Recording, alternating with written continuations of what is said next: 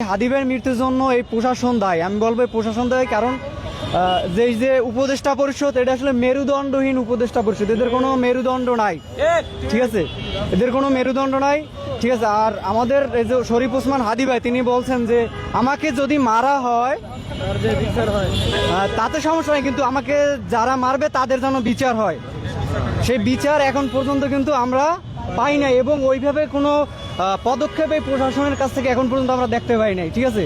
এর জন্যই প্রশাসনের আমরা পদত্যাগ চাই এবং নূতন বাংলাদেশ চাই আমরা, যেটা হাদি ভাই চেয়েছেন, ঠিক আছে। ইনসাফ ভিত্তিক বাংলাদেশ চাই আমরা, কারো কোনো দালাল চাই না, আমরা কোনো দালালের রাজনীতি করতে চাই না। এদেশ সাধারণ জনগণের দেশ।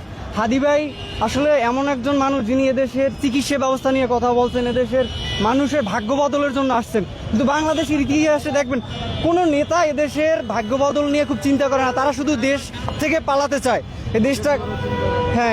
এদেশটা লুটপাট করে খেতে চায়, যার কারণে হাদি ভাইকে মেরে ফেলা হয়েছে।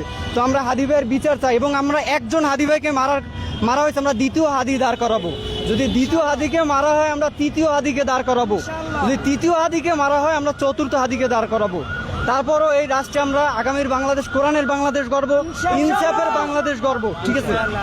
ভারতের কোনো আধিপত্য আমরা চাই না, চাই না যে কোনো রাষ্ট্র আমাদের উপর আধিপত্য বিস্তার করুক, ঠিক আছে। আমরা ৭১-এর যুদ্ধের মাধ্যমে আমরা স্বাধীন হয়েছি, আমরা কারো আধিপত্য চাই না, আমরা ইনসাফের বাংলাদেশ চাই, কোরআনের বাংলাদেশ চাই, নূতন বাংলাদেশ চাই, কোনো পরিবারতান্ত্রিক বাংলাদেশ আমরা চাই না।